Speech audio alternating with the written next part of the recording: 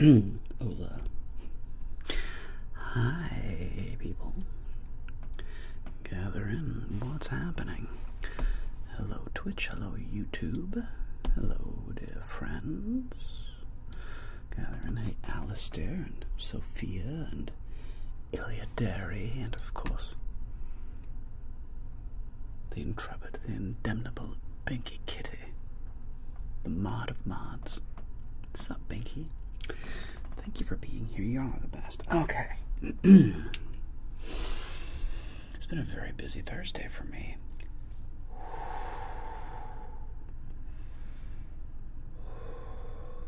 A lot going on. Lots happening in the land of Jeremiah. Mulolo, President. Mulolo, Ola. OC. Garcia. What's up? Hi, JC. The Cuddle Puddle crew. Appreciate that. Man. Hope you're well. Hope everybody's doing good again. Busy start to this Thursday. Doctor's appointment, then running around. Although, I learned something very fascinating.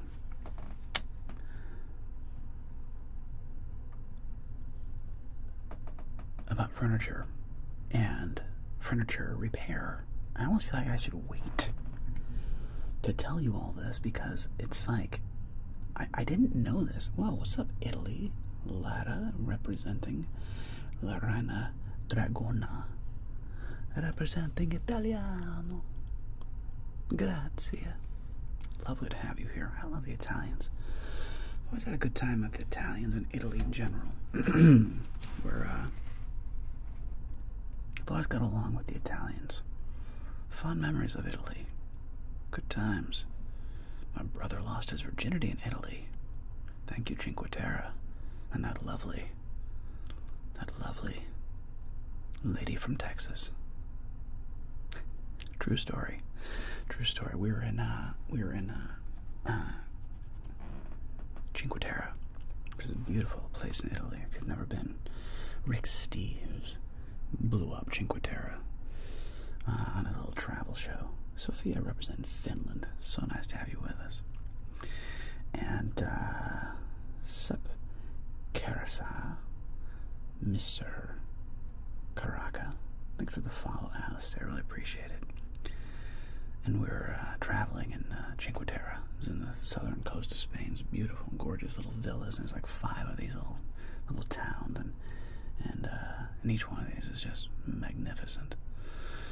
And we met these some fellow travelers, and I had gotten a little drunk the night before on cheap, delicious Italian red wine.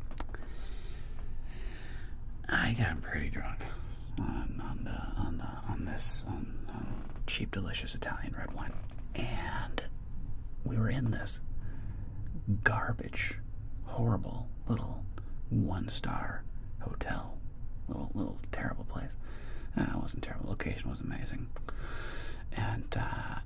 but these beds were hilarious. Like, they were so bad. So we each had my brother and I each had a twin bed, like, a single person, a single bed, okay? Very small, very next to each other, little room, okay? And I remember my bed, like, the middle springs were just broken out. Like, when you got into bed, it was like sitting in a bucket, like the bed springs were just destroyed. And like, whatever, I was like 21 years old, like, who cares, right? So I'm in this bed, and I went to bed schmammied, and I wake up the next morning. And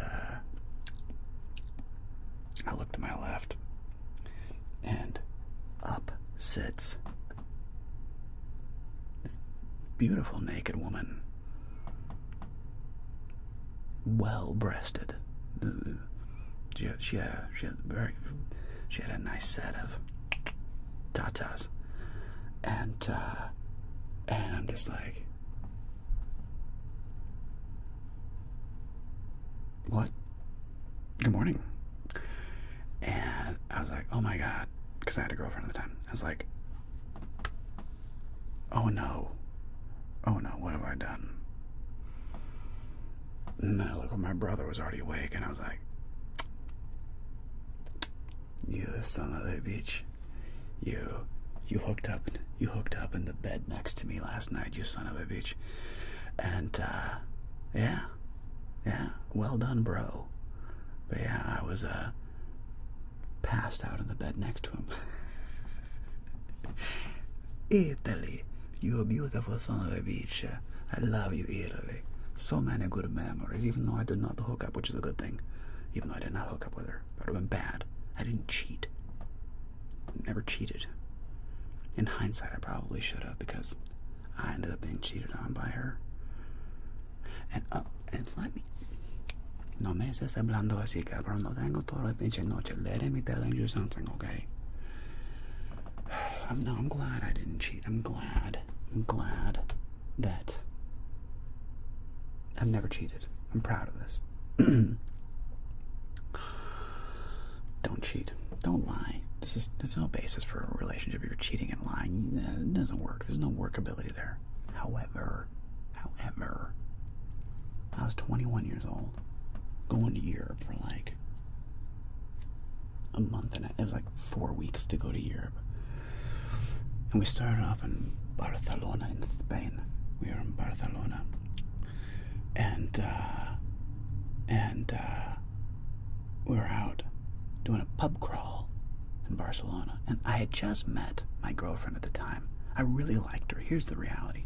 I really liked her. And I knew we were doing this trip. And I was like, dude, I had a real moral quandary. It was like, do I pledge fidelity to this girl who I really liked? Ended up being like, a very serious relationship. In fairness, ended up being like a multi-year, tumultuous but very serious relationship. And like a month into it, 2 months into it, I'm taking this trip to Europe, right? And it was like, what do I do? Like, am I going to be faithful during this European adventure? Or do I stay the path and really make this new relationship work? I chose to make the new relationship work. Now, I ended up being cheated on 2 years later.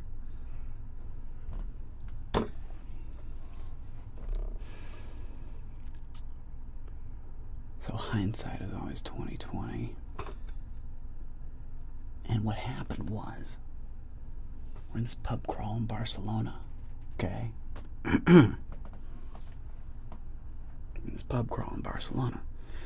And, it was like, it was like $10 US, and $10 US got you like 2 or 3 drink tickets or something, and each drink ticket, of course, got you a drink at whatever bar you were at.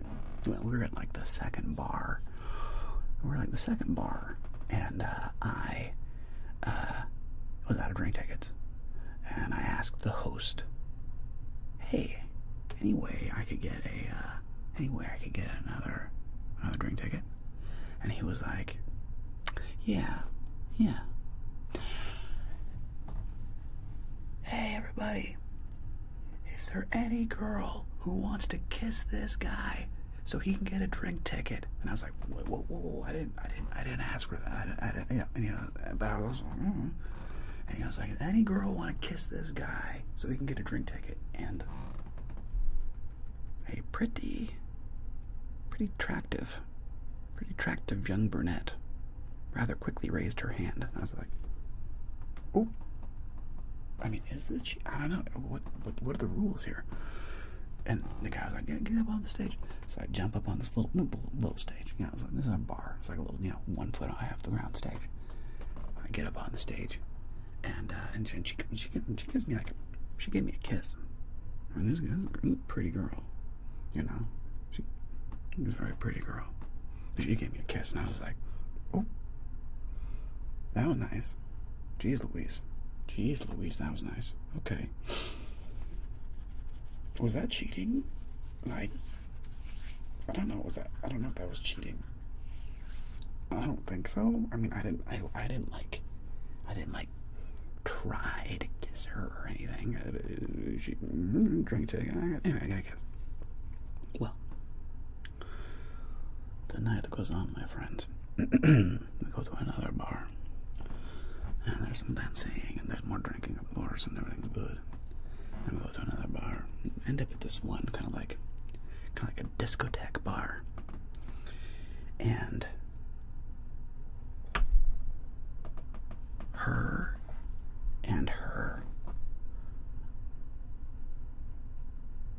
attractive blonde friend, we were dancing together, and it was dirty dancing. Let's just put it this way, okay? You're the one who's supposed to be. This is in Barcelona. I'm 21 years old at the time. Everybody calm down. And I had just met my then girlfriend. Just met her. And man, it was like, bro. Like, I'm dancing. These like two chicks. They're right here. And they're like friends, and they're like on me, and we're all dancing to the techno music, and like our faces are like this, and it's just like,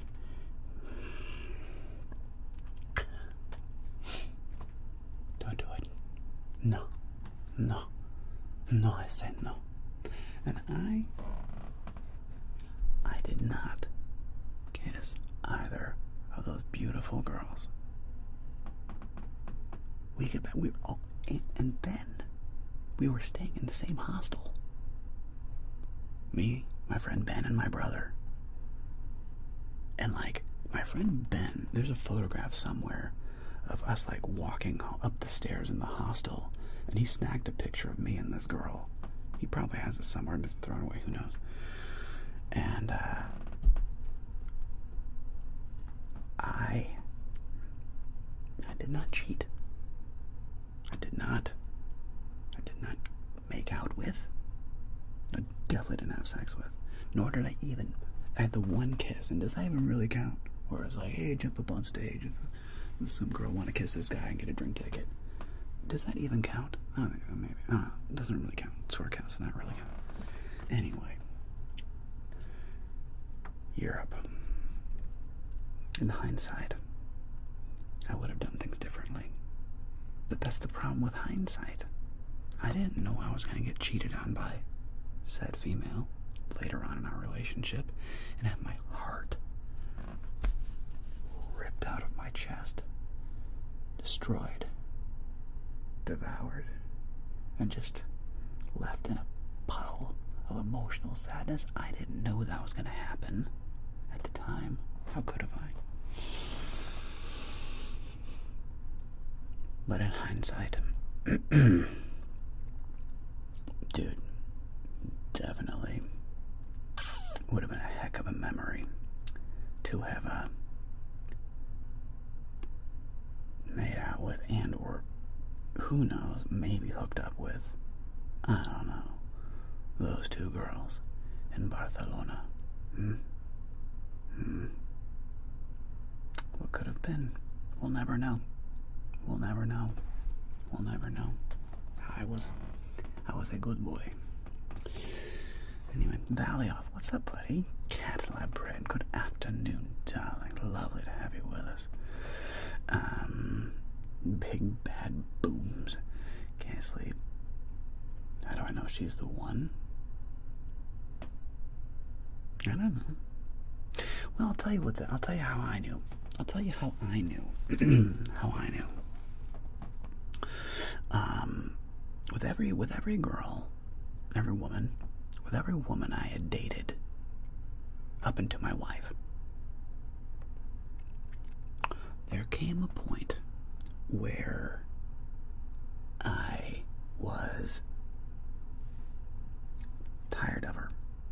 And I was like, okay, it's been great seeing you. Bye. I'll see you next week. I'm going to be busy working, doing my thing. I will see you next week. Until then, ta-ta. Ciao. And I had felt that way about like every single girl I'd ever dated at some point. You know, within like the first 3-4 months. I was like, okay, we're good. I'll see you next week. I want a little time for me. When I met my wife, I never felt that way.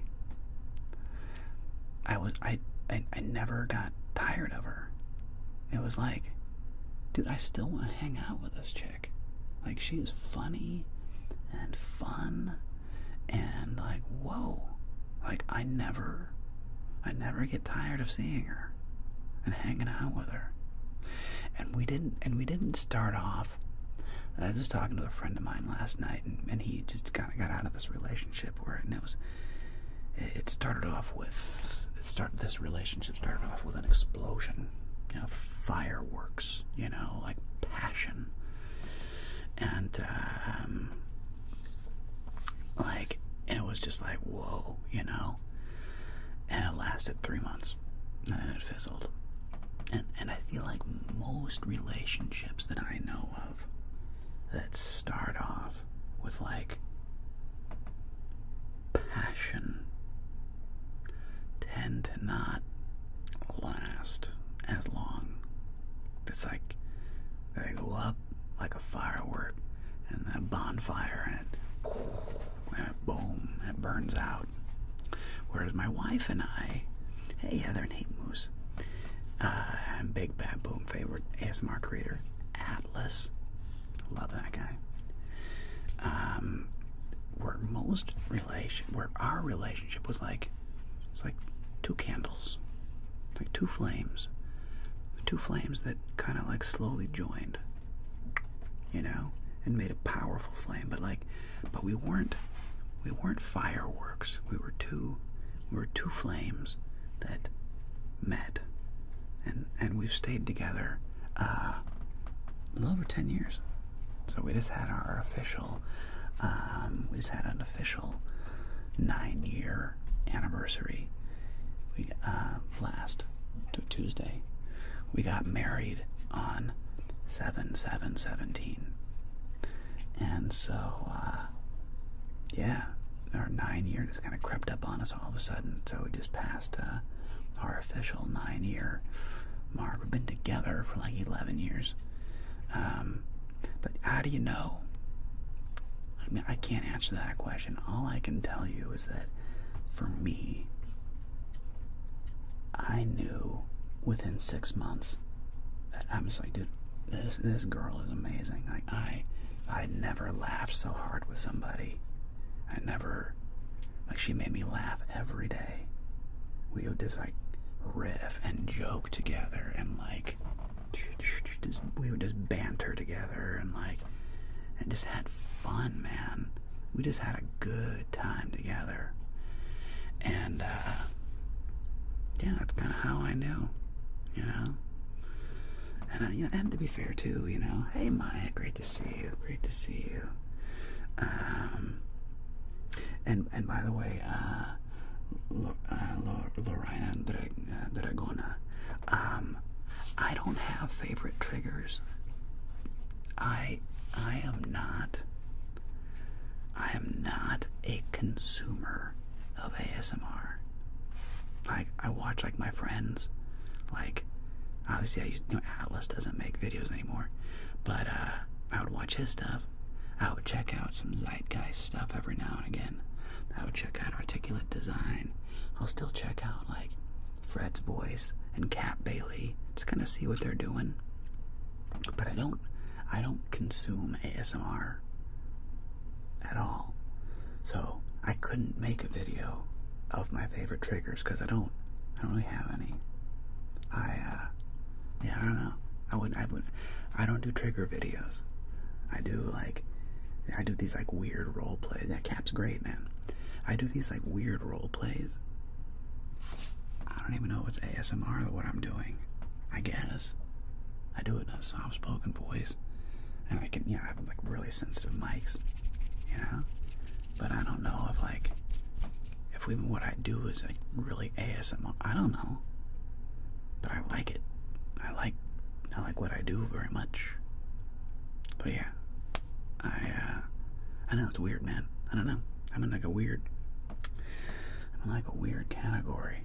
So yeah, I couldn't make a video of my favorite triggers because I don't have them. And thanks, Heather. That video's not doing very well, and I loved that video. My most recent video, the job interview one, I thought that would be more of a banger. I really enjoyed that. Been a kind of a slow video for some reason. I don't know. It's crazy, but whatever. Thanks, Heather, and thanks, Caddy. I appreciate it. I'm glad you enjoyed it. I loved making it. And I meant everything I said. I think I really meant everything I said.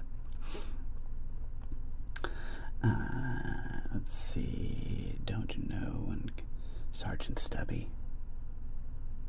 Hi. Luke, any movies, books, anything that you're looking forward to showing your kid as they get older? Oh, so many things, dude. I can't even say. I can't wait to read her The Chronicles of Narnia. I can't wait to read her The Lord of the Rings. I can't wait to read her all kinds of stories and books, man. I'm probably the most excited about reading her The Chronicles of Narnia, because I loved my dad reading those to me when I was a kid. So I'm very much looking forward to those. And yeah, curious what she likes. I know I loved story time with my family. My parents are both big readers. They read to us a lot. My dad really read to us a lot. And I hope to keep that flame going. The story time flame. Thank you, Kate. Oh, Heather, the books arrived yesterday. I need to go pick them up from my mailbox. Thank you so much, Heather. Really, really, really appreciate you. So kind. I really appreciate it.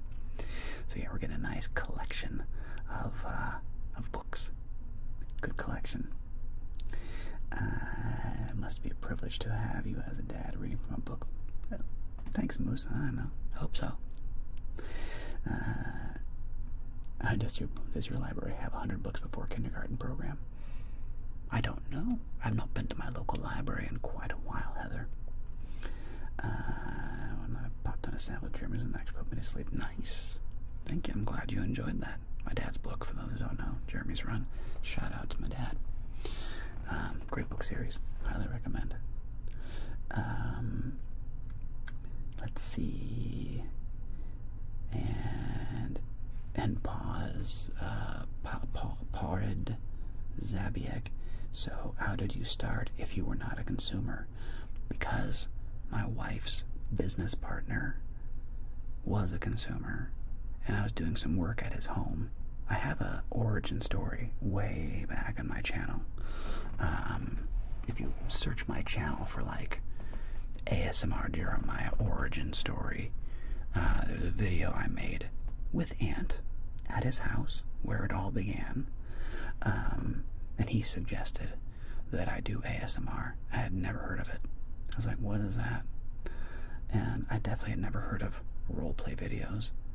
In spite of being an actor and a musical theater kid, I was not into role playing. I was never into Dungeons and Dragons. I was never into cosplay. It wasn't me. I wasn't into that. That world. And when I heard about and when I began my channel, I developed my Joker makeup by myself. When I began my channel, I thought I'd do trigger videos like Zeitgeist, or like JoJo. I thought I'd just do ASMR trigger videos. And then one day, a guy who doesn't do ASMR anymore, Chris ASMR. He was like, dude, you'd be really good at doctor role plays. And I was like, what's that? What's a doctor role play? And he was like, you'd be really good at it. You should check him out. And I was like, okay, let me check this out. So I Googled in YouTube, YouTube searched ASMR doctor role play. And I watched some video to them, and I was like, oh, I could do this. Interesting. I could do a doctor role play. I can see how it's soothing. Okay. I get what they're doing and why this is a thing. Okay. And so I made my first doctor role play, and it did like far better than anything else I had done. And I was like, oh, this is what I'm supposed to do in the world. I'm supposed to do like role plays and characters. I didn't even know that was a thing.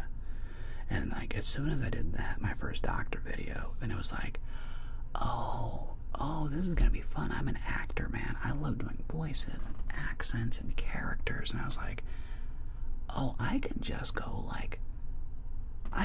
bananas with characters and voices and accents and what. There's no rules. Oh. And so I began just doing the various role plays. And that was the beginning, and that's what got me going in the world of ASMR, if that's even what I do. I guess it is. I do it soft-spoken with hot mics. I guess it's ASMR. I don't know. But I like doing it. I love that you guys like watching it. It's really cool. I'm so grateful. Oh my god. Thank you all so much for like watching me do stuff. You're the best. Big hugs, everybody. Come here. Appreciate y'all. Come here.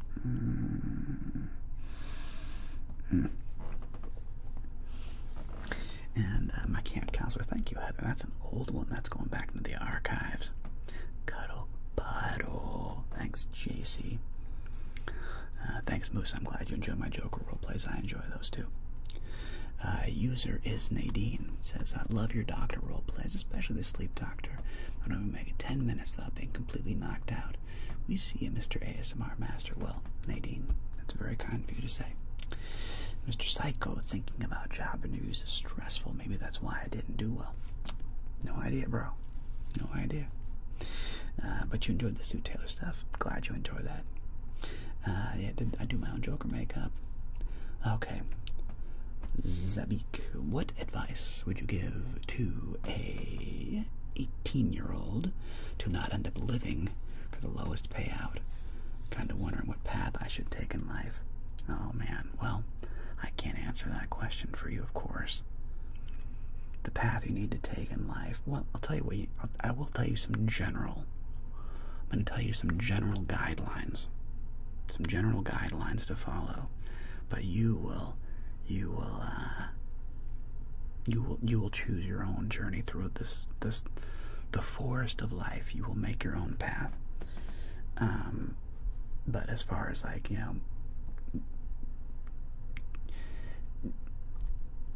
get out, do many jobs, okay?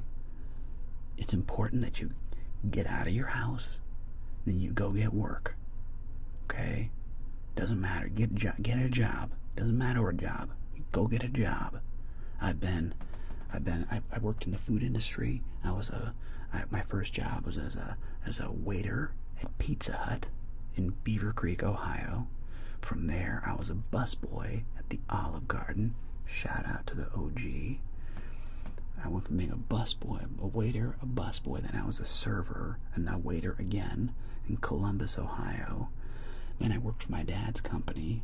I was a secretary. Like, I answered the front, I was in the front office, but I also did a lot of photography. I did like my images, all my photography to like decorate the office. So I was like an artist / secretary. I wasn't a good secretary, by the way. I did that for 6 months. And then I moved to Seattle. And I was a game tester for Nintendo. I was a car salesman. I sold Toyotas. I was a ballroom dance instructor. You know, and the point is, you just gotta get out there. And thanks, Raze. I really appreciate it, man. That's very kind of you to say. And thanks for the origin, Little Ivy Rabbit. That's so kind of you to say that. So yeah, if you want to see like my origin story, click on the YouTube link there. That's my first. That's where it all began, in the house of Ant in Las Vegas, where I began my journey into ASMR. So you get out there, do jobs, work hard, and follow the things you enjoy doing. Figure out what you want to do. But the key is, don't sit around waiting for like the perfect job when you're 18. Don't do that. Get out there, work, meet people, go do things, get on your own, get your own place, make your own space, become an adult, get away from your parents. If you can, do your best to leave the town you're from.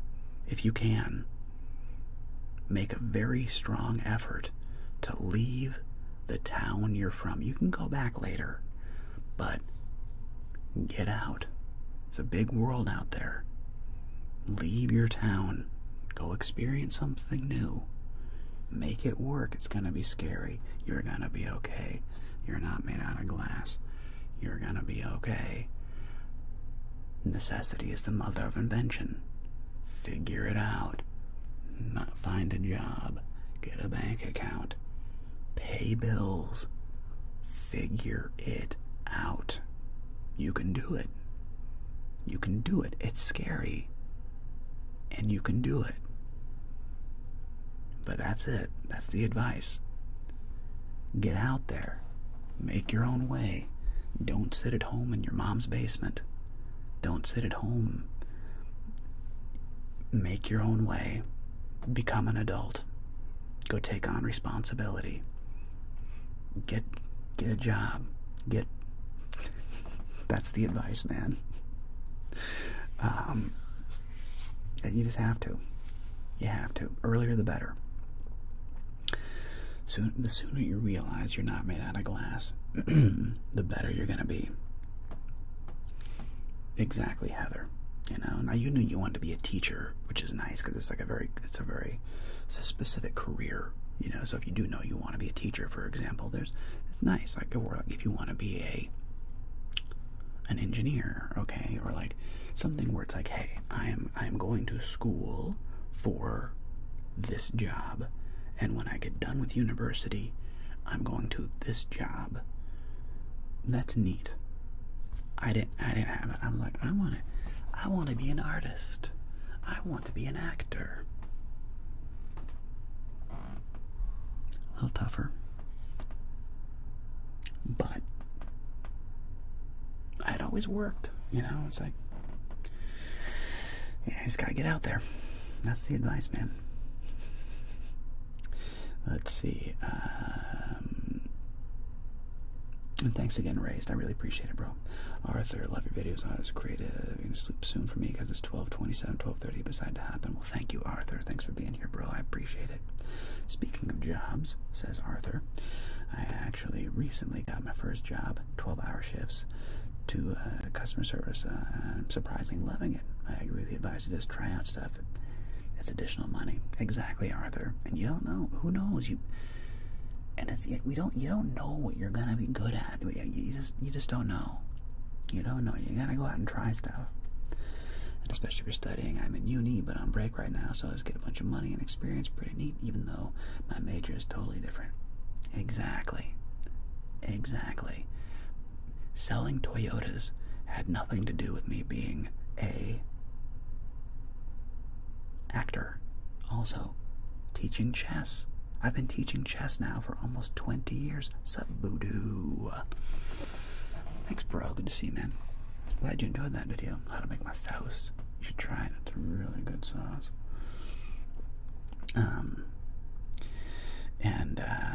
Yeah, you know. being a chess teacher have to do with being an actor? But I love teaching chess. So, go figure. I love teaching. It's been great. What a wonderful blessing that I have been able to teach thousands of children. Probably over 10,000. I did the math once, and I've probably taught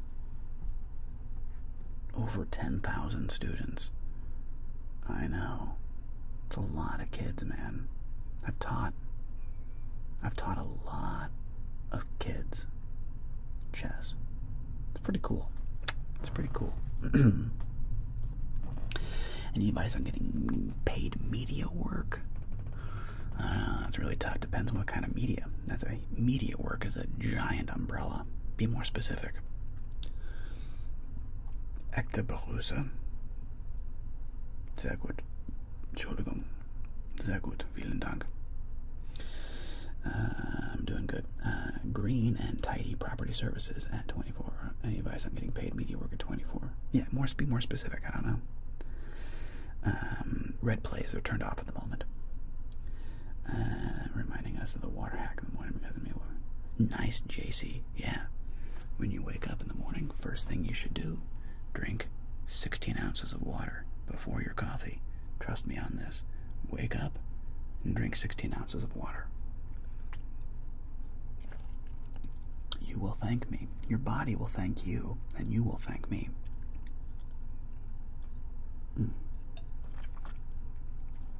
Trust me, it is the way. Dr. Jekyll Hyde. I'm 23, so I can't speak with any great wisdom, but I definitely recommend to experience a variety of jobs. Just get out there. Amen. I could not agree with you more. Dr. Jekyll Hyde. Could not agree with you more, my friend. Nadine, do you have any tips or advice for someone who's in a little bit of a slump, trying to figure out what they want to do career-wise? While in my early 20s, I've been struggling a tad, maybe more. Hey, Jessica, good to see you. Hope you're hanging in there. Sorry something scary happened to you, but hope you're doing really, really good. Nadine, let's see. Well, first of all, the good news is, Nadine, is that you're in your early 20s. That's the good news. Being in your early 20s is great. You don't have to do anything, really. You have a ton of leeway, okay? Nobody expects you to be great at anything. Nobody expects you to be awesome at anything. In your early 20s, your job is to learn and start developing job skills. That's your job in your 20s, especially your early 20s. You don't know anything. I know that sounds patronizing. It's a little patronizing, and it's also true. You don't know anything in your early 20s. You don't have any life skills yet, unless you've been like an apprentice in some specific job since you were 13. But 99% of you aren't. Maybe 1% of you, or like 0.1% of you is, but like very few people have been like apprenticing in their field since they were 14 or 15. Very, very few. So, like, nobody expects you to know anything, really. They really don't. Try different jobs. Try different things. Try different... See where you fit. And you may find you fit in a you may find that you'll fit in a place that you're shocked that you didn't think you were gonna enjoy this thing. You didn't think you were gonna enjoy that. You'll be shocked, and the things you think you would enjoy doing, you might not really enjoy. Like, for example, when I got hired as a game tester for Nintendo when I was 20 years old, I was like, bro, sick job. Game tester for Nintendo? This is like, what a cool job, what a great gig. Honestly, didn't like it. It wasn't for me. I thought like that sounded like an incredibly cool job. And I'm sorry to hear that, Jessica. I'm glad you're doing okay, though. Like, dude, that sounded like an incredibly cool job to me. Not really. Wasn't for me. Turned out I actually enjoyed selling cars more than I thought I would. Not because I'm a good car salesman. I was not a good car salesman. But what I really do enjoy is working with people. I really enjoy working with people and trying to help people. And as a car salesman, I was genuinely trying to put people into a car that they would like and they could afford. Like, I really wanted to do that. I was like, I wanted to make money, but I also wanted to sell people a car that I thought was a good car that they could afford. And I liked working with people. So I didn't hate that job. I liked it way more than I thought I would have. So yeah, in your 20s, just go try stuff, man. You know, go try it out. You know, maybe, you know, I mean, because I knew I wanted to be an actor, I always did like weird gig work. So like I knew in order to be an actor, I was probably gonna, be a waiter or a bartender, because it's evening work. You need your days free for auditioning. So it kind of limits you a little bit as an actor.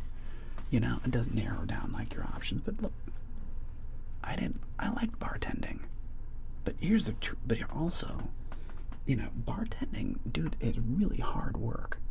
Like being a bartender is legitimately hard work. You do make good money, but I mean, I would regularly, especially the last place I worked, which I really enjoyed. Shout out to Palmia down at Hermosa Beach. What's up, Palmia? Delicious place.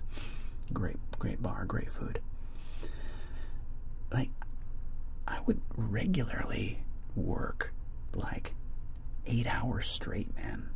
Like, sometimes I wouldn't even leave the bar to take a piss. I was just busy. I didn't have to. I was like head down, just like making drinks. And as a bartender, you're part of the party, you know? You're selling alcohol, which is like the last legal drug, you know? So you're part of the party, you know? People want to be friends with a bartender, you know? And I like that. I like the people interaction. I enjoyed that. This is really hard work, but it's definitely not the worst job ever, you know? So, I don't know, you know? What do you, and my German sucks, so I have to speak a tiny bit of German. So, you know, what do you wanna do, you know? What do you wanna do, Nadine? You know? What jobs have you had? And what do you want to do? You know, these are the questions you want to ask yourself until you find something that works. And you're in your early 20s. You have time. Just get out there. Just do stuff. You have time. Don't worry. You're good. That's funny, Heather. Nice. Wax museum. Interesting job. Probably kind of boring, honestly, but hey. Let's see. Green and tidy property. Any health advice? Maybe. Hang on a second here. And Arthur, I agree with you. Stretch, drink water. Chumventures. Pop in and say thank you for the video. A lot of trouble sleeping because of pain after the hospital. Relax. Thank you, Chumvy. I appreciate that. Green and tidy properties. Yeah, the best thing you can do for your health is if you don't do it, what will have the biggest impact on your health and well-being are getting at least 7 hours of sleep a night. Really try to go to bed at generally the same time if you can. Really try to have a regular sleep schedule. That'll have a massive impact on your health. If you can get 8 hours, better. It's hard to get 8 hours of sleep. I know, it's hard. Try to get at least 7.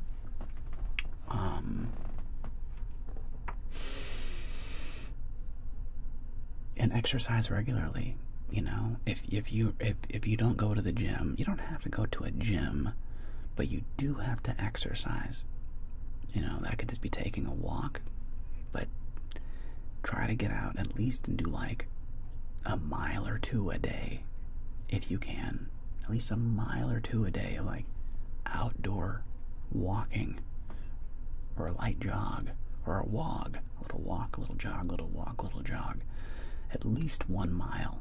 Okay, that's like an 18-minute walk is about a mile. Okay, it's not very long. You have 18 minutes, you can go take a walk. And those two things will have a huge impact on your health if you don't do them already. And if you really want to beef it up, add some calisthenics. Do a set of push-ups. Do a set of chin-ups. Do a set of squats. You know, nothing crazy. You don't have to go nuts. You don't have to be like a gym bro and like be like, you don't have to do that. You don't have to do that. You're just doing a set of push-ups, maybe some sit-ups, some chin-ups, some lunges. I'm not even talking about using any weight. Just lunges, squats, no weight, body weight. Will have a huge impact on your health. And stretch. Stretching is very important too. Good luck out there. And yeah, Arthur, 100%, man. Stretching is very important, and it can save you a ton in surgeries later on in life.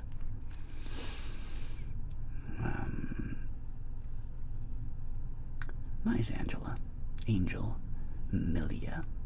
Good advice. I appreciate the support. I like my supportive audience. It's very kind of you guys. Great. You guys are great. Look at you all supportive and cool with each other.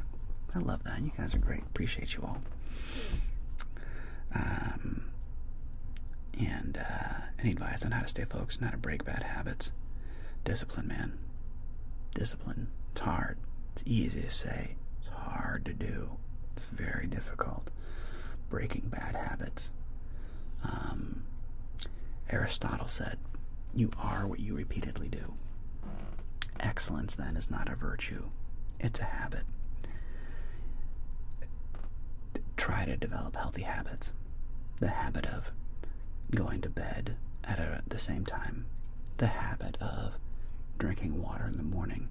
The habit of taking regular walks outside. Exercise every week. Every week. Not every day, but some exercise every day. A walk. Something. Little habits, you know. Avoid too much sugar, too much alcohol, you know. And it's not easy, man. We live in a world of mind-bending temptation and hedonism. It's like it's everywhere. Sugar is everywhere in our lives. Like, it is just like we were never meant to consume a 50th of the amount of sugar that we humans consume now in the West. Sugar's in everything. It's like, it's impossible. It's really hard not to eat sugar. Like, you gotta really try. It's weird, man. So we just live in a world of incredible temptation and ease. It's really easy to stay in your house, sit on your computer, watch your TV, and have food brought to you. It's really, really easy to do that. It's too easy. Like, you don't even have to get up and go to a frickin' restaurant. You don't even have to get up and go to the frickin' grocery store. You can have Amazon deliver groceries to your house.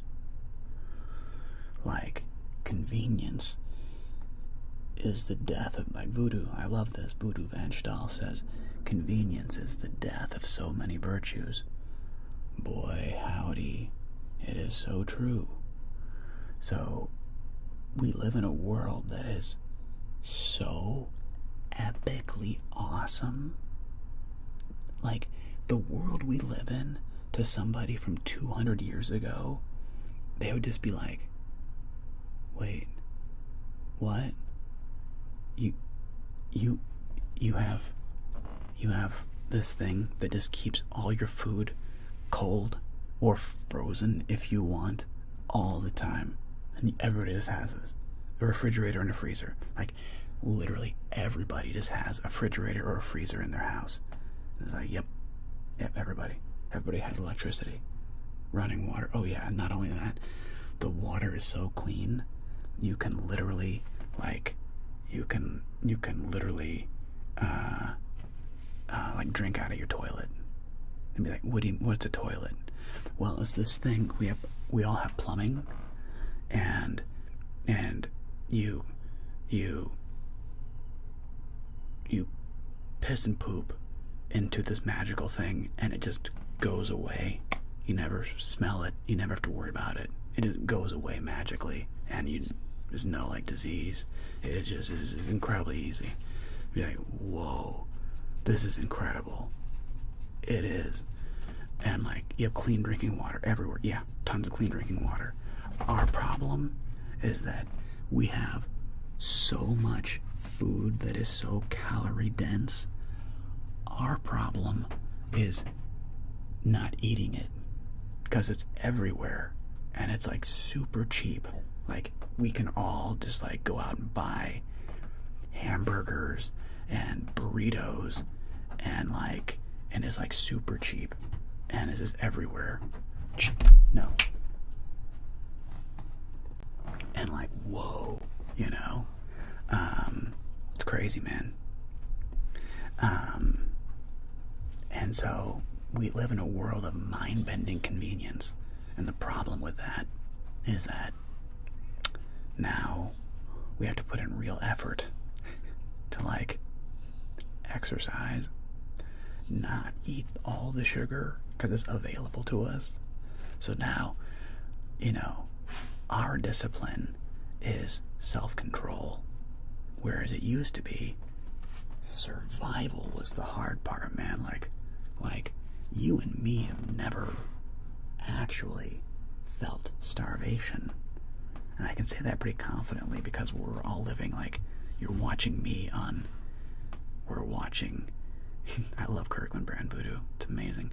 You're all watching me on your phone or internet, whatever. So everybody here is like, you've never starved. Thank God. It's horrible. Starvation's horrible. You don't want to ever starve. It's god awful.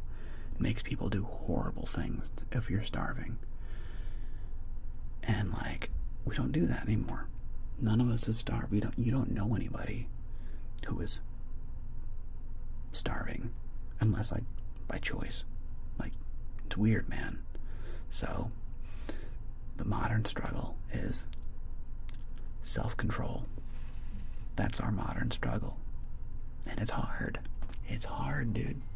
It's so easy. Oops, hang on a second.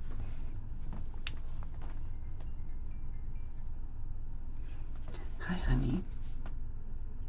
I'm live streaming. That's okay. I love you. Love you, bye. She's like, what are you doing? It's like, I'm live streaming. She's like, oh yeah, I forgot, it's Thursday. So anyway, sorry, this gets a little preachy, and I don't want to, that's the problem. When people get preachy, people turn off. Like, nobody cares, bro. Don't preach at me. Tell me a fun story. Sorry about that. I don't want to get too preachy. That's not fun. Nobody likes that. Moving on. Nadine, yeah, thanks very much. I think my biggest issue is figuring out my aspirations, likes and dislikes. Bit lost, but really appreciate advice. Yeah, hang in there, Nadine. You're gonna figure it out. You're gonna figure it out. Kind of do more of those real life stories, like the Mont Blanc climb. That's my best story, though. Sequoia. Like, that's a good one. And it only did okay. It didn't do that great on my channel. I don't know. Some people liked it. Maybe we'll see. I might. But that's like my best story. Because it was truly an epic. Like, it was crazy to live through it. It was wild.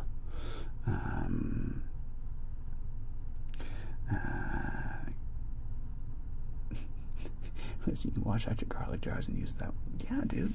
You don't get all that good garlic, bro. If you're at the bottom of the garlic jar, rinse that out. Put that in your sauce, man. That's good flavor. That's good flavor right there. Don't throw that delicious flavor away. Put that in your sauce. That's the good stuff.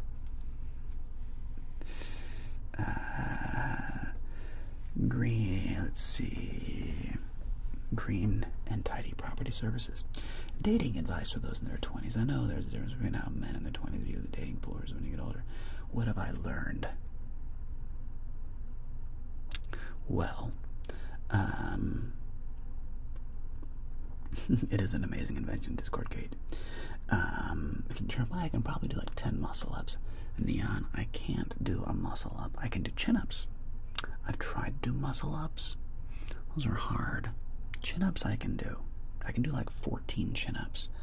I can't do a muscle-up, though. Those are, for those that don't know, a muscle-up is when you have a pull-up bar and you do this is a pull-up and this is a chin-up. So, chin-up, pull-up, chin-up, pull-up, and a muscle-up is when you hang and you do a pull-up and then you go all the way above the bar. So you go, and then you're doing a press down on the bar, and then you go back up, then you pull up and do a full press. It's called a muscle-up. I have tried to do the muscle-up. And my friend Artavan was teaching me how to do one, and he said, dude, you definitely have the strength. It's a technique thing. And he was trying to show me how to do a muscle-up. I could never pull it off. It was close. It was close. I could never pull off doing a muscle-up, though. So the answer is none. But I can do like 14 chin-ups. Let's see. Oh yeah, the dating thing. Any advice? The advice I would give to I think applies to young men and young women too. Jay showing the guns is right, Megan. No big deal over here, just giving y'all tickets to the gun show. Somebody call the vet because these pythons are sick. It's not true at all.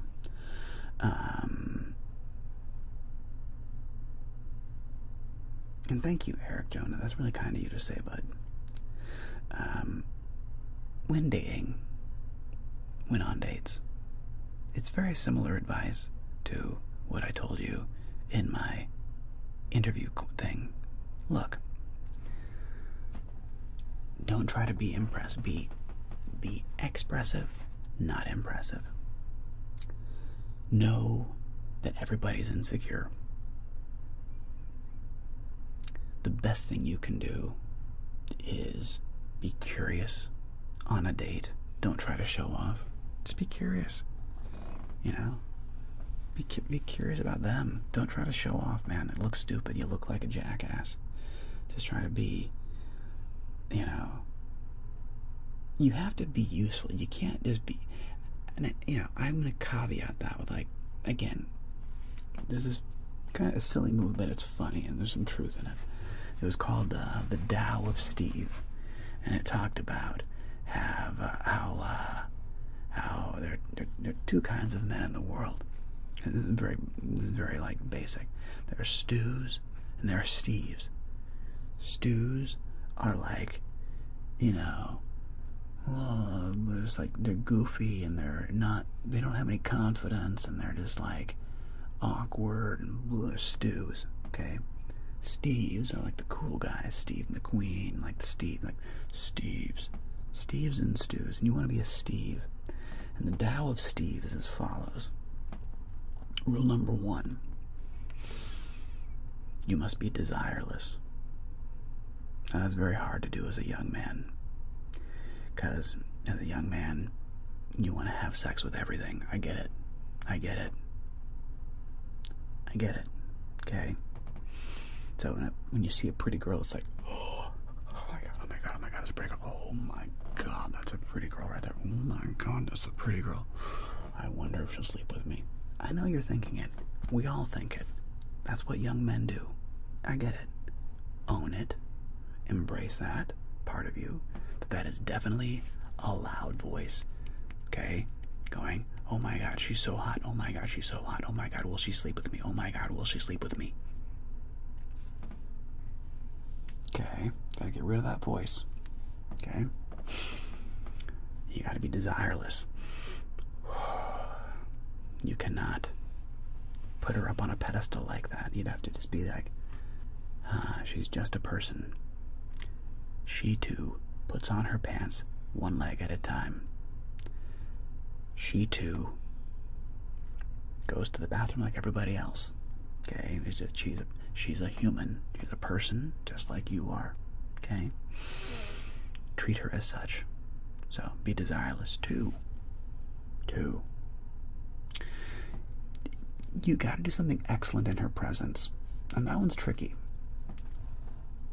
You don't want to show off. But you need to be... There's gotta be something about you that's interesting. That you're good at. It's interesting. You gotta do something excellent in her presence. Tell a joke. Be empathetic to a friend. Do something interesting with like who you are. Good luck with that, cat. Let me know what happens. I really hope your dad's okay. Big hugs, cat. Big hugs. Really hope your dad's okay. And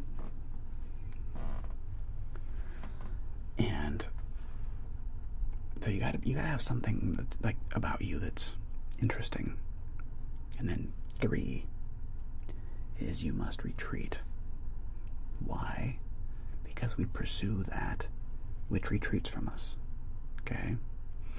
If you can do those 3 things, you will find that more women will find you interesting. Things to avoid. Showing off. Look at me, oh look, I can do blah blah blah blah blah. I've overheard, this is a while ago, but I remember I was overhearing this couple. They were clearly like on a first date. And like this dude, he was just trying to like impress this girl and like talking about like what he did and like just talking about himself and like how cool he was. And she was so disinterested. It was just like, it was painful to watch. Well, not listen to. It was just painful to listen to. Because this guy, like, he probably thought he was Mr. Cool. And like showing off. And like, he's Mr. Cool guy. And it was like, dude, fail. Fail, bro. What you're doing is not working. This is like, oh, I'm gonna sneeze.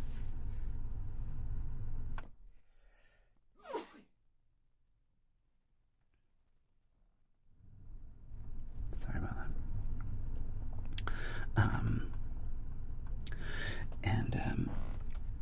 Yeah, don't be that guy. Okay. What other advice would I give myself as a young man? Just know that, like, dude, you're a fun, funny, attractive dude. People like you. Like, you don't have to be so mean to yourself. I was so mean to me, man. I was just mean. I was very critical. I still am. Like, it's hard. Like, I've always been weirdly just envious of people who just have, like, blind self-confidence. So envious. And people who, like, really feel like they deserve things. I do not feel that way. So, you know, people just feel like, yeah, I deserve all this. I have a hard time. I've really worked on accepting that. Just being like, I deserve this. I deserve this? Is it true? I don't freaking know. Do you deserve anything? I don't know. Nobody deserves anything. You deserve everything. I don't freaking know.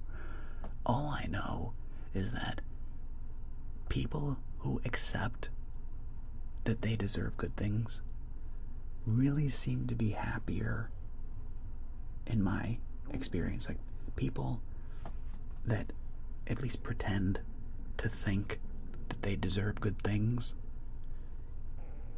it occurs to me that they have a happier experience in life. Is it true? I don't know. I have a hard time with it, man. Do we deserve anything? I don't know. It's kind of like I go back to an old adage of mine, which is the old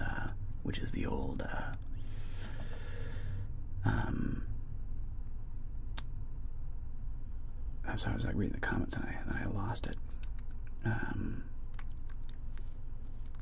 Boy, it's amazing how fast an idea will just like boop out of your mind and go someplace else when you look at something else. I was like trying to like catch up and make sure that I was listening to what people said.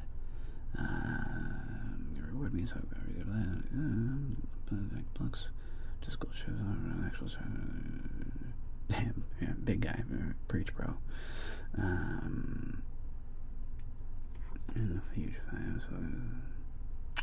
Well, I hope you and your dad talk. I hope that doesn't stay that way. I hope you talk to your dad, Eric, and you guys can work that out. That's important.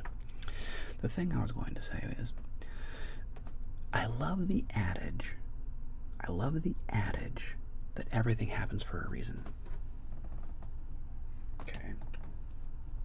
People say it. It's a famous. Thanks, Nadine. I'm glad you like that creepy video. People say everything happens for a reason. Now, in my heart of hearts, in my bones of bones, do I actually believe that everything happens for a reason? No, I don't.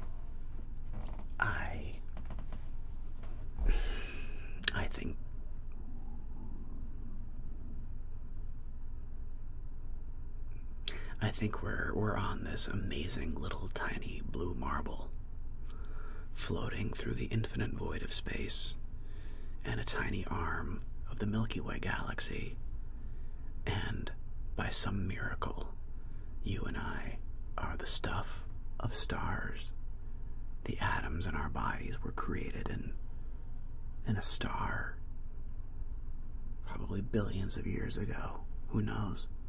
But the carbon, the hydrogen, the helium, everything that makes up the carbon, everything that makes up you and me was forged in the fusion reaction, I don't even know, of a star. Okay? And yet, somehow, on this tiny blue marble, flying through space at tens of thousands of miles per hour, we're conscious. It's a miracle. It's really neat. Every day, hundreds, if not thousands, of innocent babies, children, die. Stupid, pointless, horrible deaths. Doesn't make any sense. People who are really good people, terrible things happen to them. Every day. Makes no sense. So, in my heart of hearts and bones of bones, do I believe that everything happens for a reason? No. However, I choose to believe it. I choose to believe it because it gives me agency, and it gives you agency, and it's a very pragmatic and useful way to view the world. Otherwise, you get nihilistic. And it's just like, well, there's no point to anything. There's no point. Everything is just horrible and dark and sad. And there's no point. Why do we do anything?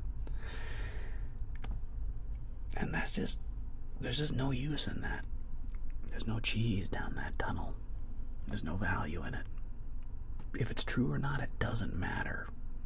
People who embrace that philosophy are not happy people. They're not. There's reasons, like there's an expression, don't get nihilistic. Because it's very easy to fall into nihilism. And like nothing matters. And, nothing matters. Everything's terrible. Everything's dude. Nihilism is the death of joy. It is the death of love, creativity, helping other people. It is the death. Nihilism is the death of creativity. It is the death of joy. It is the death of love. Okay? There's no value in that philosophy. So, we choose to believe that things happen for a reason, because it's exponentially a better way to live, and it's not even close. I mean, it's not even close. Like, choosing to live like, oh, nothing matters and we're all gonna die. Yeah, I don't know, Kate, but look, the point is, choosing that there is a reason, like, you know what, we're going to use this opportunity to bring the family together. We're going to take what's happening in my life, and we're going to choose it. And we're going to, as horrible as it is, we're going to choose it, and we're going to make the best out of it. Because there's a silver lining here somewhere. There's value in this tragedy somewhere. And as humans, that's all we get, man. You know, one philosophy is nihilism, darkness, and death. And the other philosophy, there's hope, there's meaning, there's purpose, there's value. So you get to choose which one you want to go down. I've explored both, and I will tell you, my tummy is rumbling. I have explored both, and I will tell you that choosing to believe everything happens for a reason is such a better way to live. It's not. There's no comparison. There's no comparison. One is a hopeful philosophy of love, being of service, positivity, and that's the only way you and me move forward. That's it, man. So, take that what you will. Good luck. It's not always easy to believe, but I do think, ultimately, it is the way. It is the way. So, yeah. It's happening for a reason. You just gotta find out what that reason is. You'll find it. Sometimes you gotta really dig, but you'll find it. And there is silver lining somewhere. Somewhere you can find it. And Dead Cable, thank you.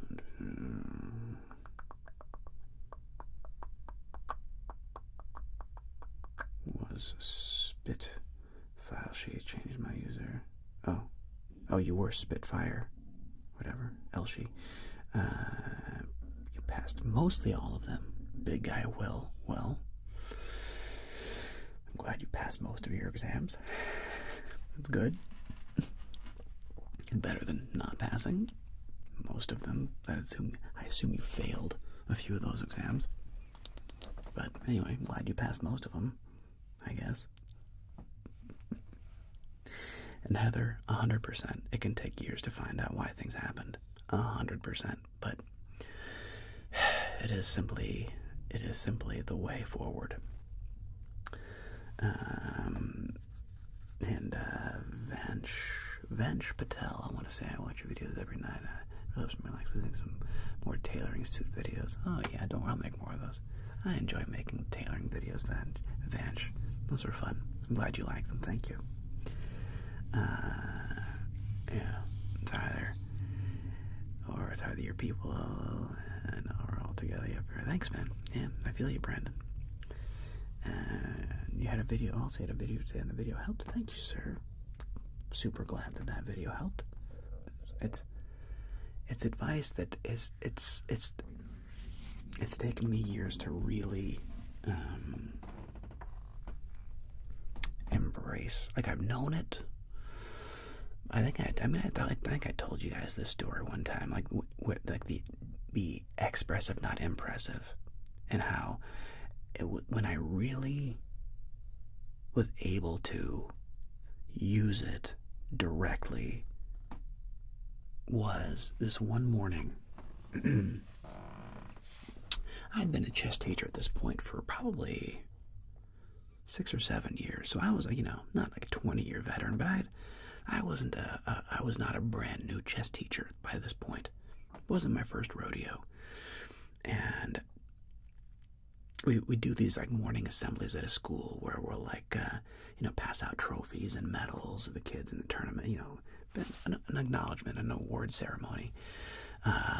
When these schools have like once a month we'll have like a morning assembly, and we'll come in and do like something special for the chess kids, And my boss he's a very charismatic guy. He's like I think maybe even still be a minister, but he has that presence of like creating like a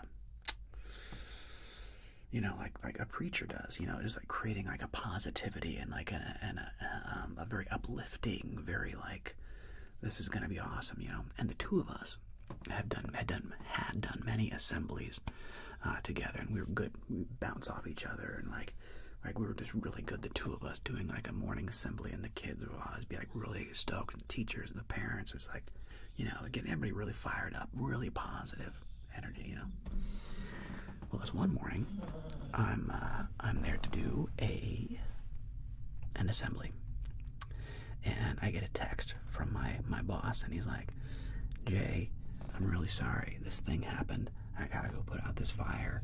I'm not gonna make it to the assembly this morning. You gotta handle this on your own. Do great. Be awesome.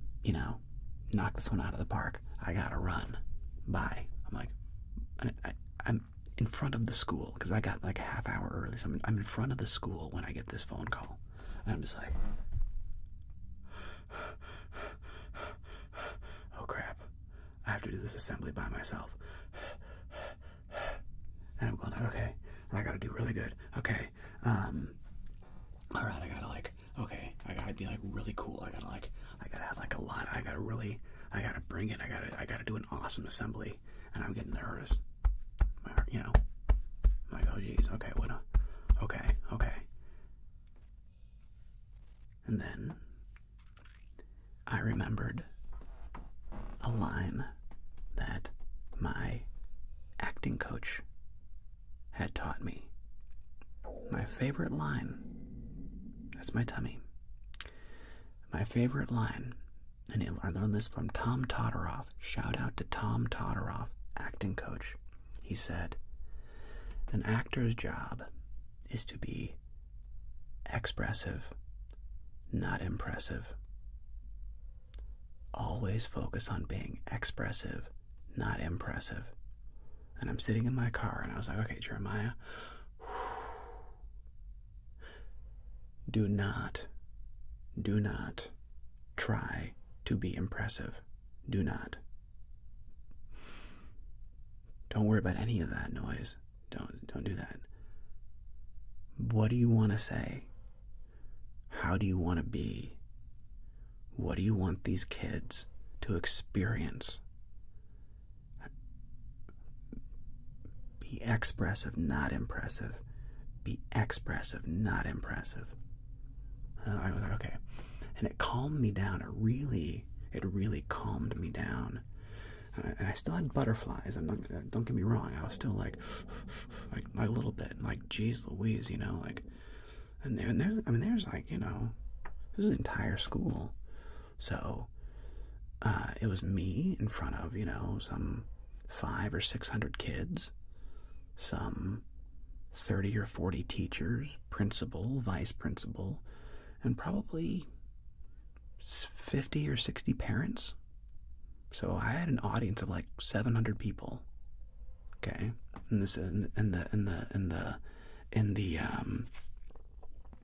auditorium, in the gym, and I'm waiting, and people go up and they're doing their awards. Oh, these are like the good blah blah blah awards, and like this award for this classroom, and this classroom award, and finally, And it's like, and now, our special guest here, we have, Jeremiah, the chess guy, and the kids, they get up there, and I get in front of the microphone, and I just stood there. So I got this 700 people in front of me, and I stood there, I put my hand into my side, another acting trick. Just open up yourself and be vulnerable. Don't close up. Don't have your hands in your pockets. Just stand there and look, connect. And I sat there and I stood there for a second. I took a deep breath as I'm looking and making eye contact with all the different children. Just deep breath.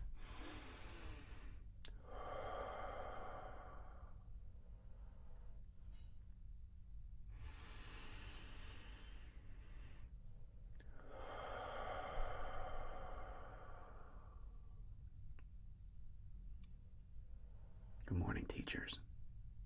Good morning. Good morning, parents. Good morning. Good morning, students. Good morning. And then I went into our virtues. And sort of call and response. When I say hard work, you say pays off. Hard work pays off. Hard work pays off. Okay? There's 7 of them.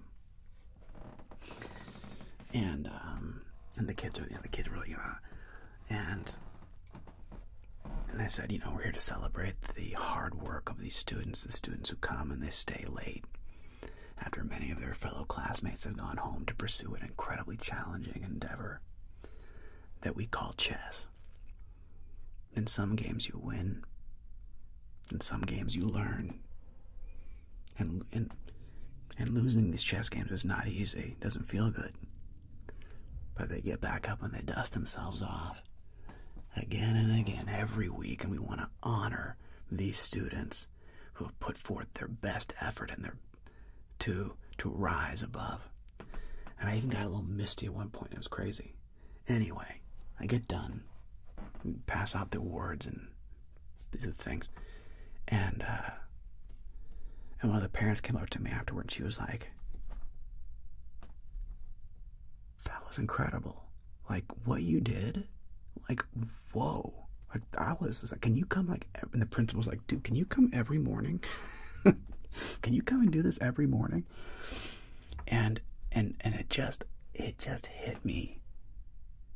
It was a transformative moment because I truly implemented be expressive, not impressive. Be expressive, not impressive. And I just focused on being expressive and connecting with every single student to the best of my ability. And I crushed it. I knocked it out of the park, man. But that's why I knocked it out of the park, because I was not trying to knock it out of the park. You know what I mean? Because if you're trying to knock it out of the park, you won't. So, yeah, that was a profound moment where like that, and I had to go through that experience of really making it personal. This is real life. Okay, dude, Jay, don't drop the ball. Don't screw this up. And I can't think like that. I can't think, don't drop the ball. Don't screw this up. Useless. What do you do with that? You can't take action on, don't drop the ball. Don't screw this up. You can't do anything with that other than just be afraid and have fear. Okay? You have to turn that into, I'm going to connect and I'm going to celebrate these students and I'm going to make them feel proud. That I can do. It's an action. It's a verb. I'm going to connect, make them feel special and heard and seen, and make them feel proud. And if I can do that, boom. So it's an action. not a like, don't screw this up, don't do this. It's like, no, I can do that. And if you do that, man, if you can do that in life, baby, it is a secret magic trick. It is a secret magic, and it's hard to do. It's hard, man. Everybody wants to be impressive. Our favorite pastime is making other people wrong, trying to look good, not looking bad, not looking stupid, making other people wrong, trying to look impressive. Like that is what we all do as humans, man. That is the default. Don't look stupid. Be cool. Make others look bad. It's so hard to get out of that programming. It's so hard, man. It's so hard. I don't know why. But if you can do it, it just changes everything. It's like a secret hack. It's like seeing the Matrix. If you can do it, it is just a total game changer. If you can just focus anywhere in life on being expressive and not impressive, it is a complete life hack, and it changes everything. Anyway, good luck. I know you can do it. It's just weirdly hard, man. You can do it. This is weirdly hard. But anyway, you can do it. You got it. You can do it.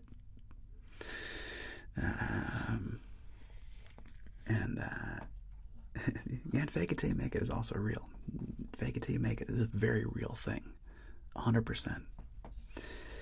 And Vanch, I'm software and bogged down in technical and behavioral interviews. I realize that's a completely wrong approach. The HR person wants a culture fit. Vanch, there you go, buddy. You nailed it. So just leveling and realize you need to consider just leveling with the person on the other side of the Zoom call. Yes, Vanch. Yes, Vanch. As I said in my video from Tuesday,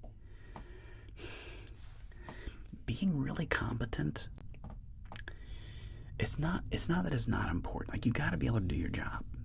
Like, you can't not be able to do the job. However, being likable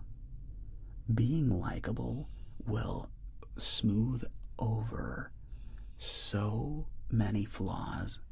I cannot tell you, if you are likable and people want to be around you, how much you can mess up. It's weird, man. Like, people, if you are fun to be around and you make other people feel good, it is shocking how many flaws that overcomes. Shocking. So, yeah. Be expressive, not impressive. Be curious. Be likable. The main thing about being likable is being curious. The main thing. Thanks, James. I appreciate it, bro. It's just so true. I have tried to hire people. Like 7 to 10. I forget how many I've actually hired. Thanks, Zane. I appreciate it, man. I've hired like 7 to 10 people in my life. And I will tell you, it is so hard to find fun, competent people who are reliable. If you can be fun, remotely competent, and reliable, just show up. Just show up. When you say you're going to show up, be a little early. Show up on time. Be reliable. Be fun. If you can do that, you are so ahead of the curve. It's shocking. Shocking. How many people can't do that? blows my mind. Blows my mind. It doesn't make sense to me. You would think those things would be like, well, yeah, hey, be reliable, be on time, have a good attitude, you know, be fun, and just be like moderately competent, just moderately competent. If you can do that, you're gonna crush. If you can do that, you're gonna be fine. It's weird, man. And yeah, being likable. I mean, dude. If you're likable,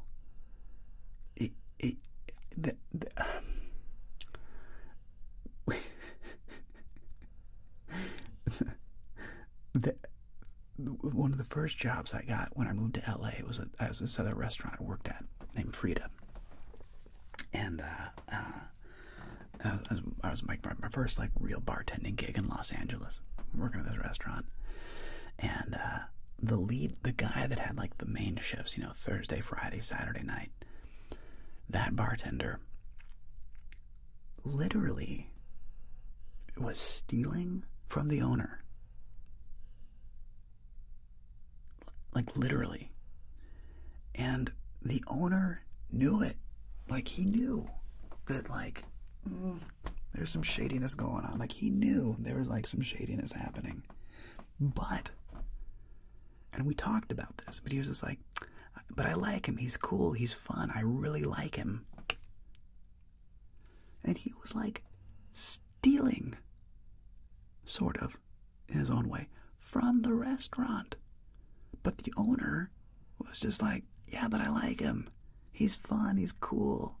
I like him. And it was just like, but he's stealing from you. And this is like the best example I can give where it's just like, dude, if you are likable and fun, it will wash over so many sins. People will give you so much rope, so much leash. If you don't suck, like, don't suck. Don't be a dick. Be on time. Don't be an asshole. Like, if you can do that, it is like a game changer. Binky. God, take care, Brandon. Thanks for being here, man. And, oh, man, thanks, Binky. I know you don't want to hug. I'm giving you a hug anyway. Come here, Binky. You're the best. I appreciate you. Oh, what a mod. Oh, what a mod. Mwah. You're too kind. Megan. Oh, you too, Meeks. Great to see you again. Come here, Megan. Oh, big hugs. Great to see you. Come here. Too kind, man. Y'all are just the best. Too kind, man. Thank you. Thank you. You guys are something else. So yeah, team.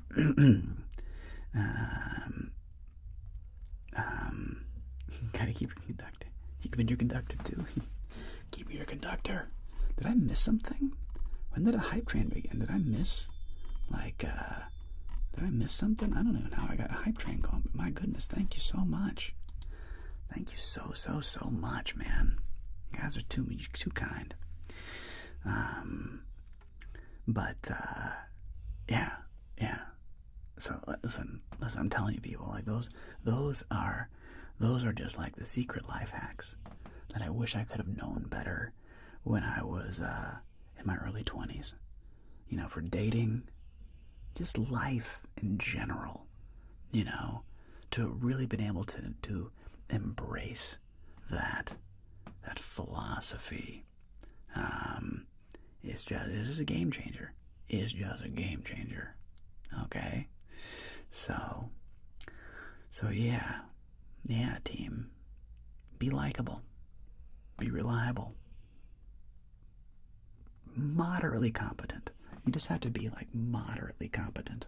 That's all. You can't be a total dun-da-da. I mean, if you're a total dun-da-da like that doesn't work either. You know, you can't just be like, yeah, out to lunch. But if you are moderately competent and likable, you're gonna do fine.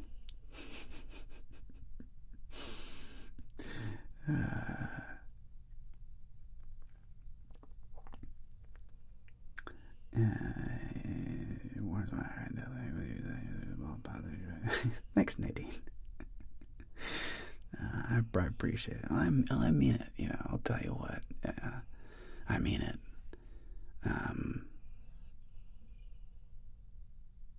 It brings me a lot of joy. Oh my gosh, Kat, thank you. Mortal Tandoori. Thanks for the sub. That's a funny name. Mortal Tandoori. Discord. Kate. Kat. Y'all, come here, man. Come here. Thanks, Vash. Appreciate y'all. Come here. Big hugs. Come here. Get in here. Big hugs. Get in here. Appreciate you.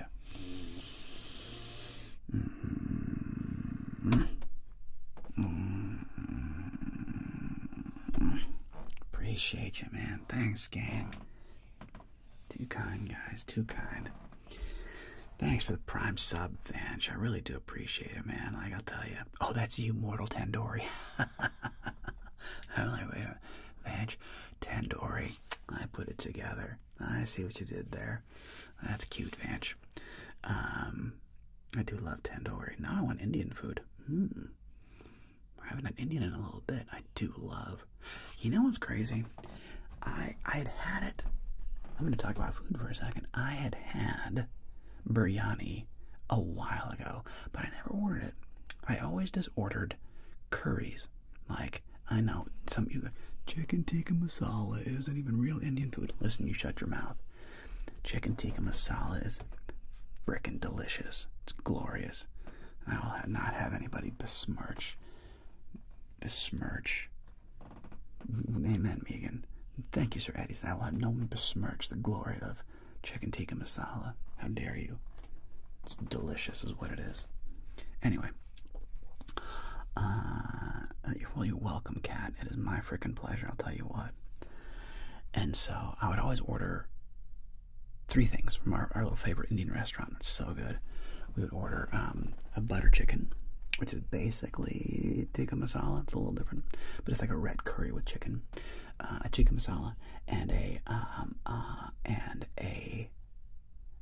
vindaloo with paneer, which is the cheese, and like the creamy spinach with the cheese, and like a big pile of naan, and it looks so good, right? Like so good, delicious.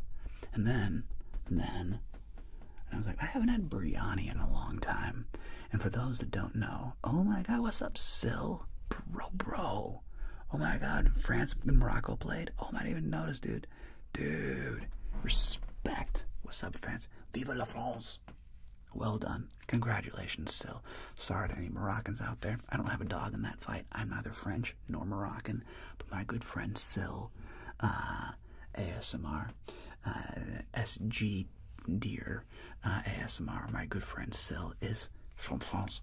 And of course, you're rooting for the French team, my friend. Congratulations to you and your country for continuing into the quarterfinals of the World Cup.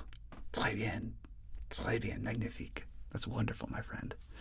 Of course, the Americans are out. Belgium spanked us and sent us scurrying home to our mothers. It was an embarrassing game. Not a good showing.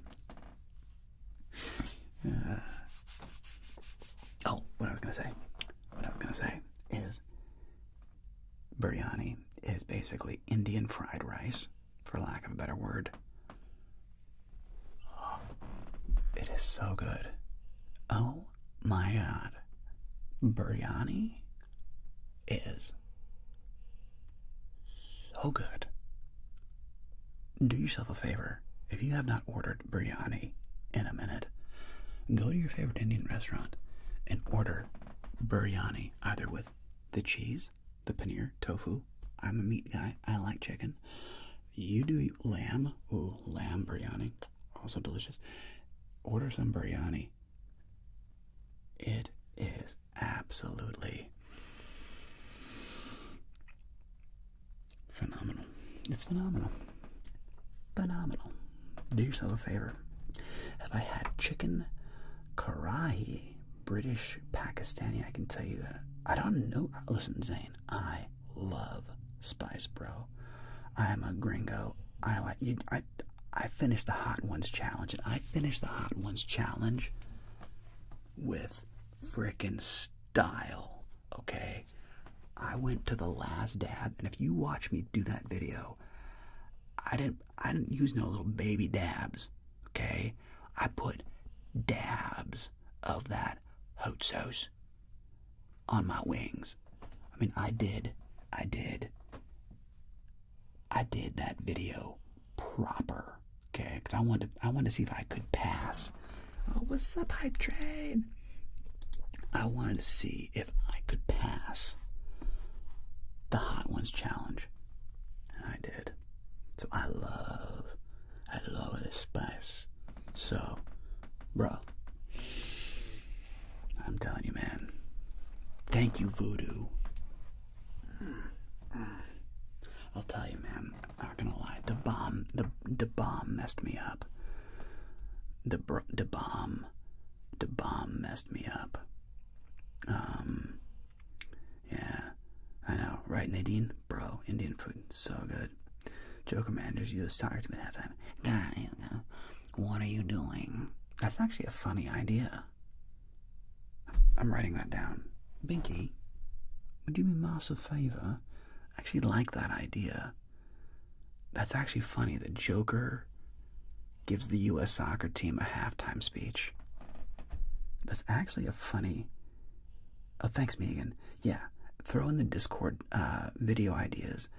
Joker talks to the U.S. soccer team at halftime. That's an idea. There's a thread there. There's something there. There's something there. Yeah, there's something there. That's a funny concept. I don't know why that's sticking. That's a sticky one. Nice.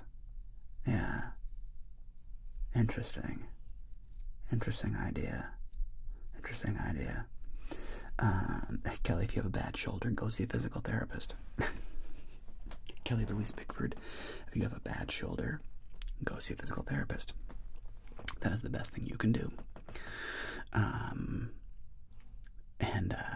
But yeah, dude, the Hot Ones challenge, I was fine up until the bomb. And if you watch me do that, if you watch me in the video, I knew the bomb was hot. And honestly, up until then, I legitimately was enjoying, or Edna Motock's USA team, also funny. I think the Joker's funnier, though. The sauces. And then I got to the bomb.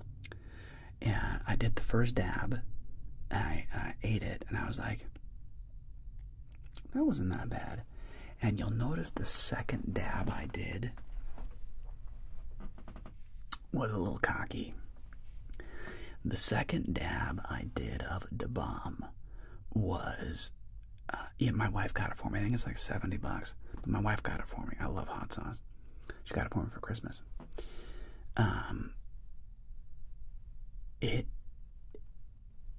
Right as I took that second bite, the first dab of da bomb. Thank you, Megan.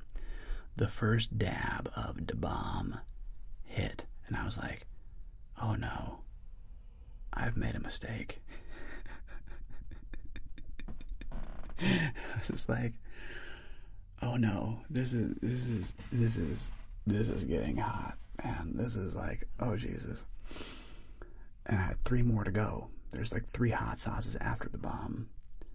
And, but the bomb was the worst. The next, or there's 2 after the bomb. 2 or 3, I'm blanking. But yeah. The bomb killed me. Like that. I still finished. And I finished with style. Like, you saw it at Ross the other week. Oh, that's awesome. The challenge pack. You saw it on sale at Ross. Nice. Because, yeah, if you buy it from them, it must have been like last year's or something. So, you know, if it's like last year's, a couple of last year's is left over. Yeah.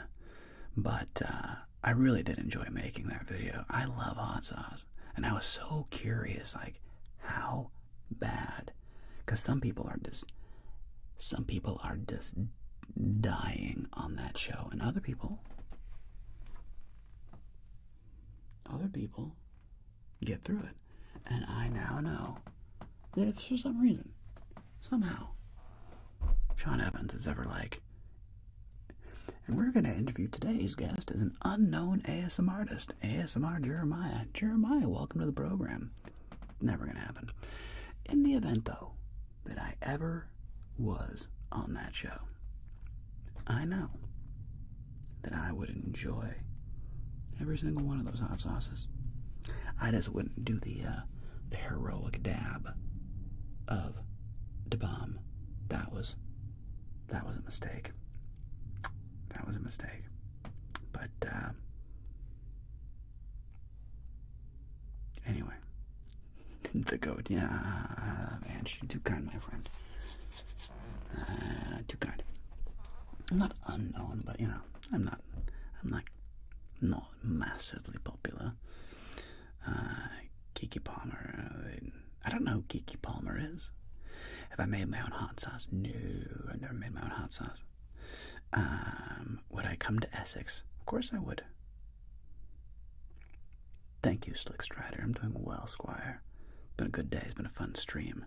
Been enjoying myself. Fun talk today. I love giving advice, dispensing wisdom. But I do believe in it, you know. I do believe in the things that I say.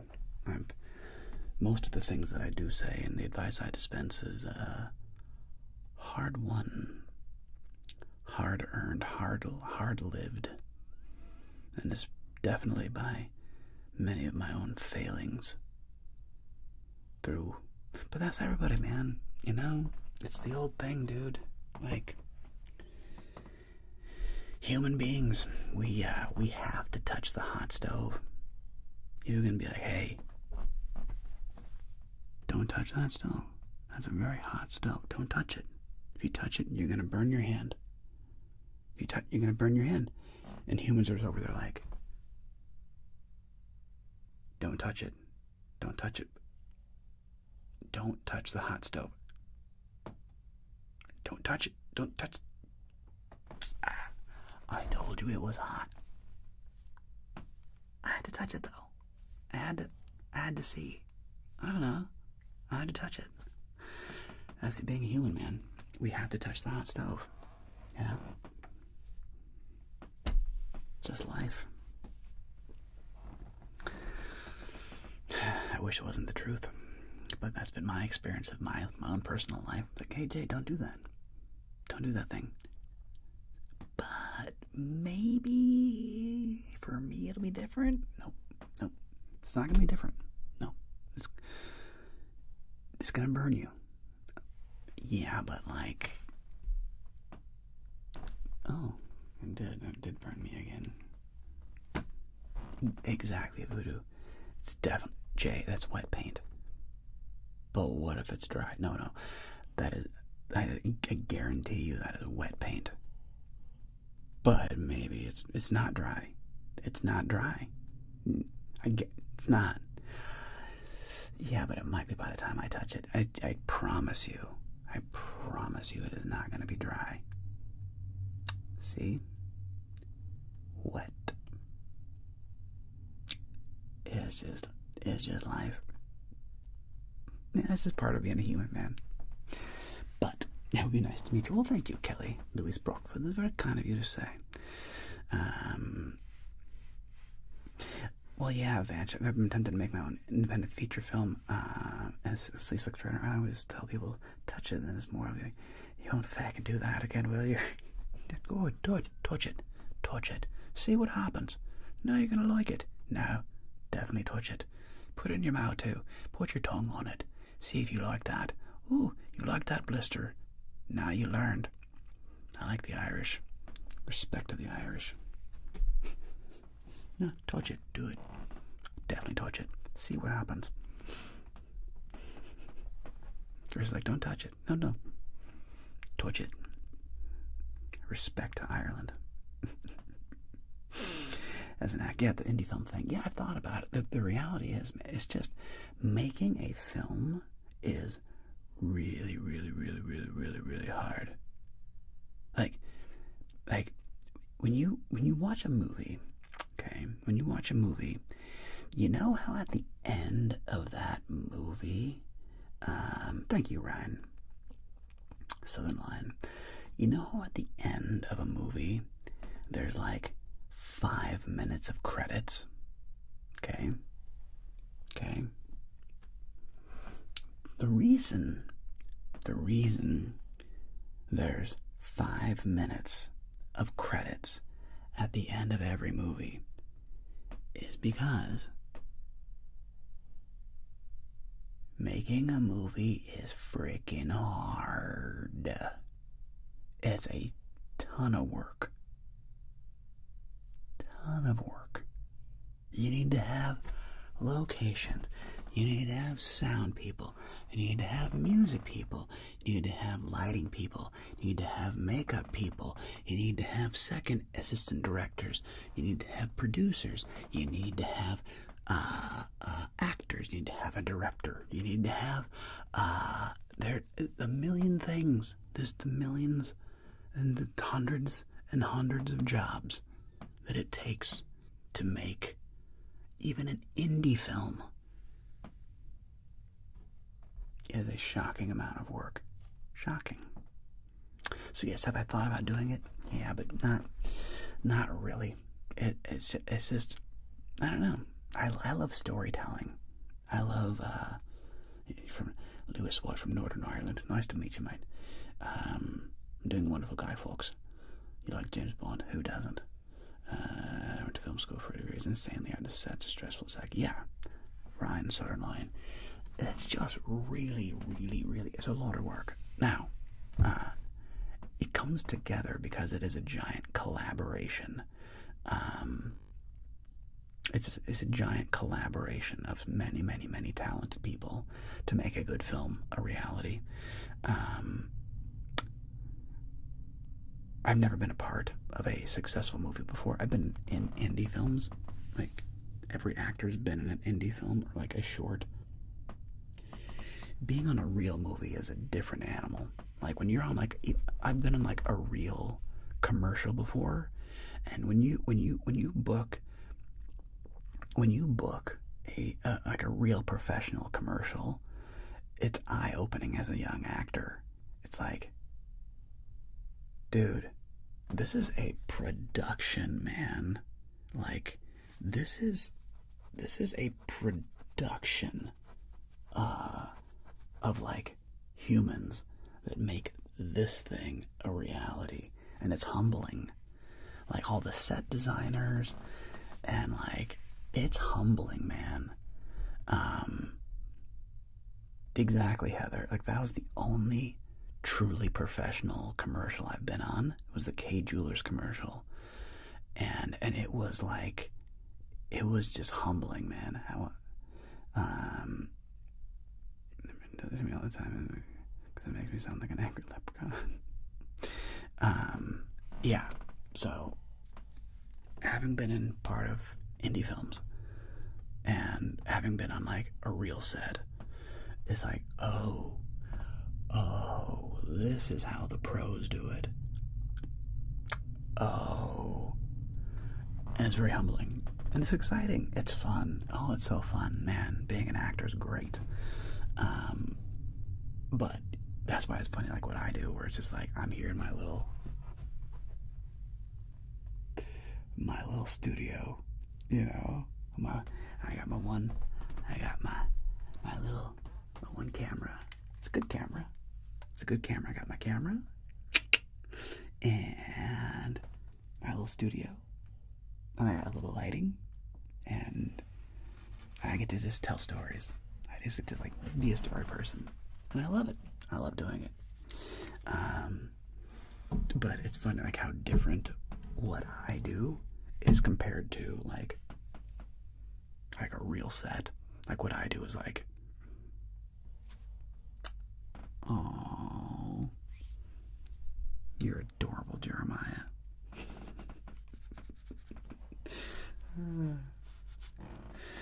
I love the Irish, man. I'm a big fan of Irish people. The Joker reads you a bedtime story. Maybe. We'll see.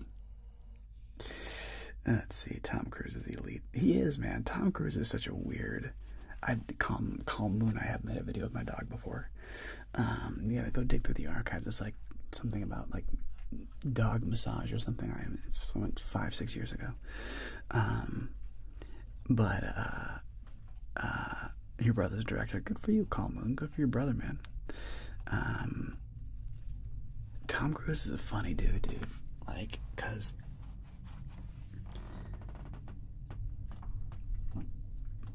like, I don't know if you guys know this. Like, Tom Cruise is nuts. Like,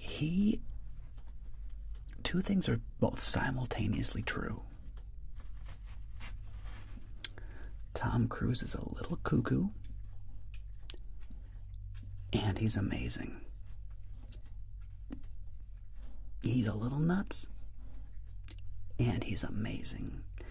Like, he is this weird excuse me, he is this weird figure within the Church of Scientology, where he is sort of like Christ on earth in Scientology, and they believe some weird stuff, man. Like, they believe some weird stuff, bro. Okay? And Tom Cruise is like their messiah. Okay? This is true. This is real. Like cuckoo. Okay? And at the exact same time, I've heard from multiple people that he is amazing to work with. He is just amazing. He is a bundle of incredibly hard work, focus, and positivity. Like, he leads by example. He leads through positivity. He leads through, like, can-do spirit. And just like apparently he is just an amazing guy to work with and be around. I've heard that from trusted sources on good authority from multiple people, that he is just a driving force of like energy, creativity, and positivity and work ethic. Like, he does a lot of crazy stunts, man. This guy is just like, he is Mr. Let's Go. Okay? And batshit crazy. Like, what? Like, both things are true. It's like, huh.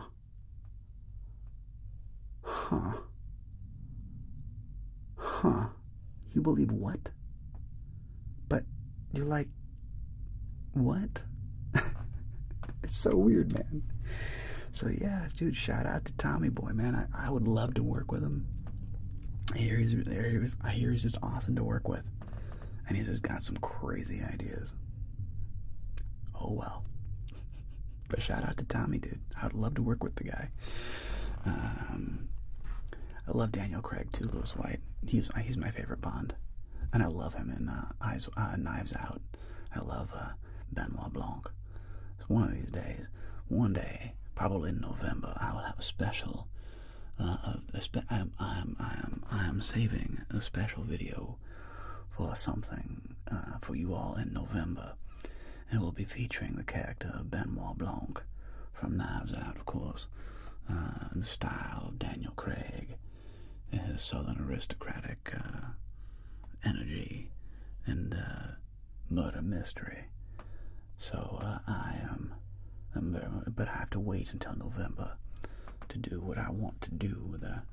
You will know when you see this video in November. You will understand why I had to wait. That's not that far away. Before you blink, it'll be November. But Daniel Craig, shout out to Daniel Craig.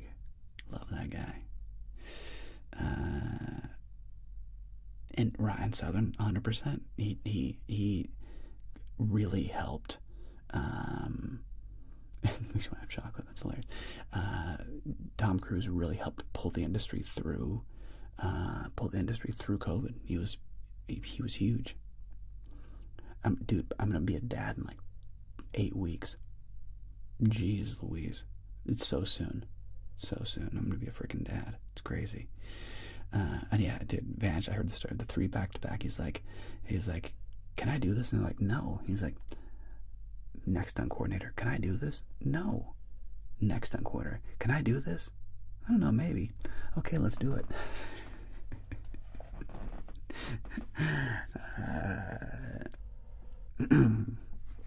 Eyes Wide Shut was intense, Brad Pitt.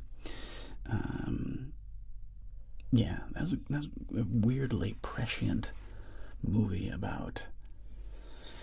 I should watch it again. Yeah, I should rewatch that film. It's a weird world out there, man. And that world absolutely exists. Like, there is a weird world of, like, that Eyes Wide Shut stuff that is real. It's crazy. Anyway, team, I love you. I need to film something.